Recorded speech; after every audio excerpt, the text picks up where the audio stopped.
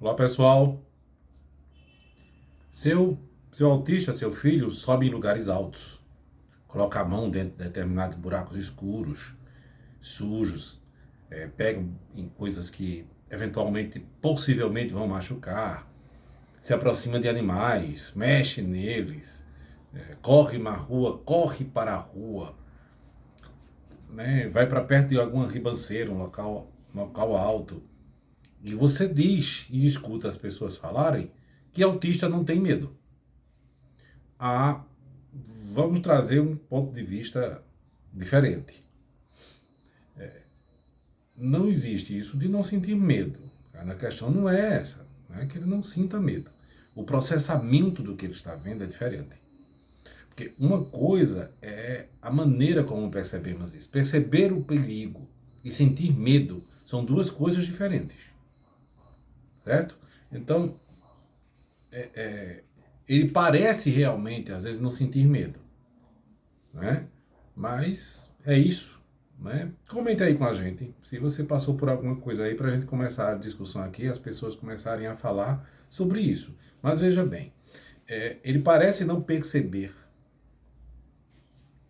esse medo, porque ele não reage nessas situações que eu mencionei como a gente espera, de uma forma típica.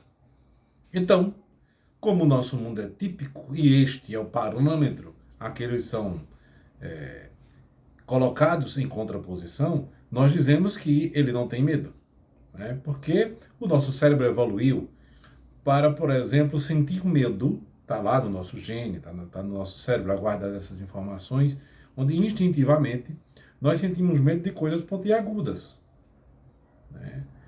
Um dente mais pontiagudo de alguns animais, principalmente os carnívoros, né? Felinos, caninos, né? Flechas, uma ponta de uma lança, quando alguém encontrava com alguém, então você sabia que aquele povo ali pode trazer um perigo para você. Né? Nas idades mais primitivas. Então, o pontiagudo, o colorido na natureza, ele diz: eu estou aparecendo para você ter cuidado comigo. Nem sempre, né? A gente sabe de algumas espécies aí de cobras e outros que tem uma cor só, né? Mas tem muito colorido, venenoso, automaticamente venenoso, como alguns sapos, né? Que se tocar na pele dele é bastante perigoso. Que era colocado em ponta de flecha, tal, para deixar o cara intoxicado, né? Uma paralisia. Então, sentir medo, né? Esse sentir medo, voltando ao tema, esse sentir medo é processado de uma forma diferente. Está lá no gene. Mas o processamento dessas informações, ela precisa ser ensinada. Aí eu já entrego logo tudo. Então tem que ensinar tudo a ele. Senão não é automático. Automático é para mim e para você. Mas não tem isso de... uma hora ele aprende. E deixar o risco acontecer. Né? Você tem uma coisa que acontece muito, você vai subir e você vai cair, viu? É uma sentença aí. Ela vai subir. É possível que alguns autistas se soltem de lá porque foi dito que se ele subir ele vai cair. Veja a literalidade da questão e o risco com que nós que não entendemos, estamos buscando entender ainda o autismo, fazemos. Né? Isso vai acontecer com você. Se você for para ali, você vai cair. Você vai tropeçar. E ele vai fazer porque é isso que ele espera. Você disse que era isso. Em outros vídeos, o que é que eu disse, gente? Você tem que antecipar-se e explicar a ele o que é que vai acontecer. Você diz para aquela criatura que se ele mexer ali, ele vai cair. Ele vai, nem que ele dê um escorregãozinho para o lado, para trás, para frente, ele vai cair, porque foi dito a ele que é para cair. Entendeu? Então, o perigo que nós esperamos em termos de interpretação é bem diferente, né? Ele sente medo sim, a diferença é na maneira como se percebe esse risco, como se reage, como se interpreta o ambiente, né? Como se percebe o ambiente, as situações, a antecipação do que vai acontecer, as consequências. E, por exemplo, você vai atravessar a rua, olha para a esquerda, para a direita, vem um carro. Você tem um nível de alfabetização onde você já calculou se dá tempo você, na velocidade que você anda, atravessar antes daquele carro vir e bater em você.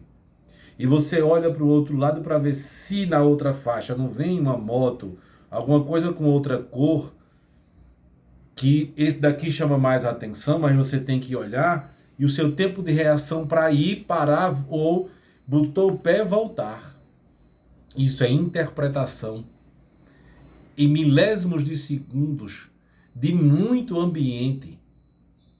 Luminosidade, se viu o carro, o cálculo se está longe, a moto se está longe ou não, a sua velocidade, o conhecimento, o autoconhecimento que você tem, juntar tudo numa interpretação só e dizer, dá tempo. Não dá tempo. Eu vou esperar. Isso é processamento de ambiente. Isso é processamento sensorial. Então, com eles pode acontecer em maior escala ou menor escala. Não dá para dizer com o tempo ele aprende. Ele pode aprender a sentir medo de nunca mais atravessar a rua. Mas depois de um acidente. Mas não ter aprendido a calcular, a lidar com isso. A usar isso para interpretar em outros momentos. Por quê? Porque não foi ensinado. O trauma ensina algumas coisas, mas não tudo. Ele não vai ficar funcional, né? Então, temos que ter cuidado com isso aí. Então, a percepção do perigo, como eu disse, se subir, posso cair, né? Existe a possibilidade, se eu subir no local muito alto, eu posso ficar tonto, já que eu tenho um pouco de medo de altura, e eu posso cair. Eu vou tentar outra possibilidade. Tentar o lado direito e o lado esquerdo. Então, essa resolução de problemas, ele vai subir, porque ele tem um objetivo de subir. Porque ali em cima tem uma planta, ele gosta de plantas, ele subiu para olhar. Depois, na hora de descer, olha para o restante do mundo e agora? Porque esse cálculo não foi feito antes, né? Então, é isso, o processamento das informações, a leitura do ambiente é feita de forma diferente no mundo do autista, né? Então, ele não consegue ver quais consequências vão vir daquilo, né? A atenção e o hiperfoco vão estar em outra coisa, como eu falei da planta. Atenção e hiperfoco na planta. Eu gosto da planta. Eu subi, dei um jeito, fiz de tudo, me arranhei, né? O processamento da dor não foi suficiente para me fazer parar. E eu fui lá para cima daquele muro para olhar aquela planta. Depois, vou ter que descer. Eu não calculei que se eu subir, existe um grande risco de cair. Existe uma dificuldade enorme de voltar, porque acabou o hiperfoco. Agora é descer. E ali está, né, instintivamente um medo de altura. Ou vai tentar.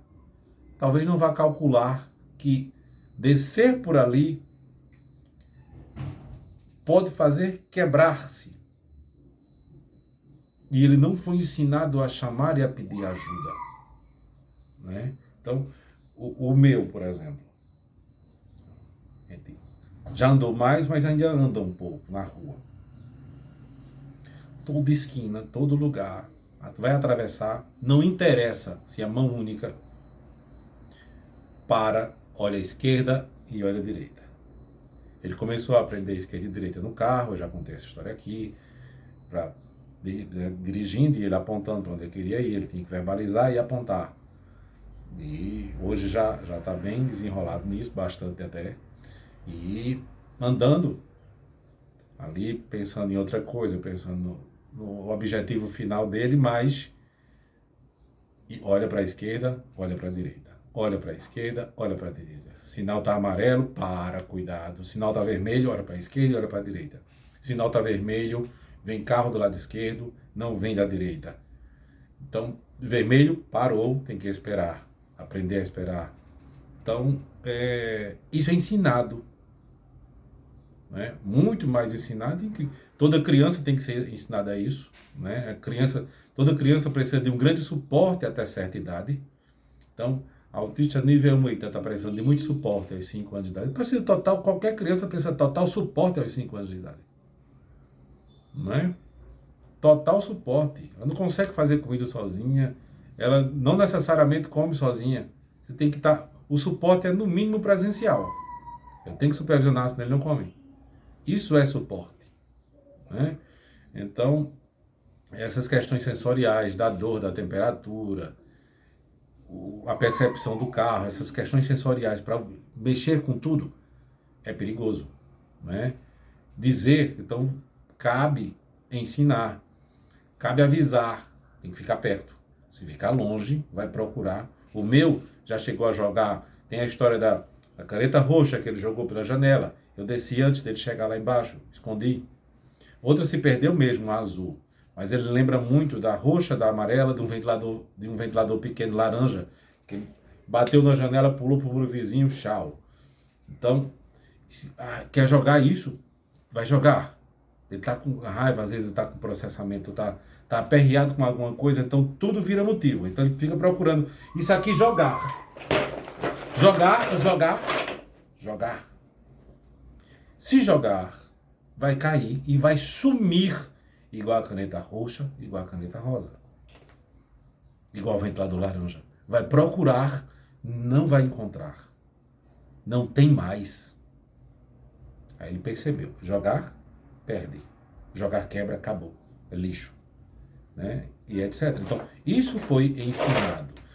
Né? Algumas crianças sabem, né, a partir de uma certa idade, que se jogar ali e quebrar, ela já tem ideação de saber o que é uma coisa quebrada, que ela não vai ter mais.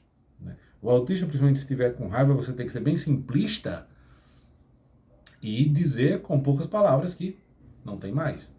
Né? Usar situações do cotidiano pelas quais ele já passou para exemplificar isso. Então, a supervisão tem que ser constante. Né? Fique perto de mim, longe não pode. Ensinar. Dentro do supermercado eles têm muito. Fique perto de mim, longe não. Na feira, perto de mim, longe não. Deu uma cordinha, saiu, tal, olhou, me procurou. Tô aqui, ó, escondidinho. Papai. Apareço. Onde você? Cadê? Cadê você? Cadê papai? Não pode ficar longe. Papai procurou. Esquerda e direita. Cadê você? Você procurou. Onde está papai? Esquerda e direita. Para cima, para baixo. Onde está? Ficou longe. Longe não pode. Perto. Pega na mão e perto. Né? Eu faço o possível para soltar a mão dele para ver essa independência. Né? Então, até a questão do correr, hiperfoco. Eu gosto de correr. Ele não calcula que pode vir alguma coisa. De tanto ensinar, pode ser que na hora do sufoco dê certo. Pode ser que não. Como acontece, né? Em inúmeras situações. Você tem que fazer o possível para ensinar o máximo possível para isso acontecer de fato. Né? Então, tem que ensinar sobre segurança, antecipar situações, mostrar o perigo, mostrar a imagem, que aquilo quebra. Né? Se alguém tiver machucado, se você se machucar, mostrar ele, né? Bateu, eita, sangrou aqui um pouquinho, aproveita o momento, fulano, vem cá, ou então vai lá mostrar, bateu, dor, sangue, ai, e se você estiver chorando, você é adulto, administrar o que está acontecendo e usar a favor da criança, né? Então, tristeza, tudo. Aquela questão das emoções que a gente já conversou aqui em outros vídeos, para ensinar emoções através de imagens, através do que estiver acontecendo, né? E não pensar, meu Deus, ele não tem medo. Tem, ele só não processa. Né? O processamento é diferente, bem diversificado, né? Que nós podemos imaginar. Ok, gente? Muito obrigado. Curta, comente, compartilhe aí. Nos conte situações de medo ou de falta, né, de processamento do medo pelos quais vocês tenham passado aí com seus pequenos. Tudo de bom. Tchau, tchau.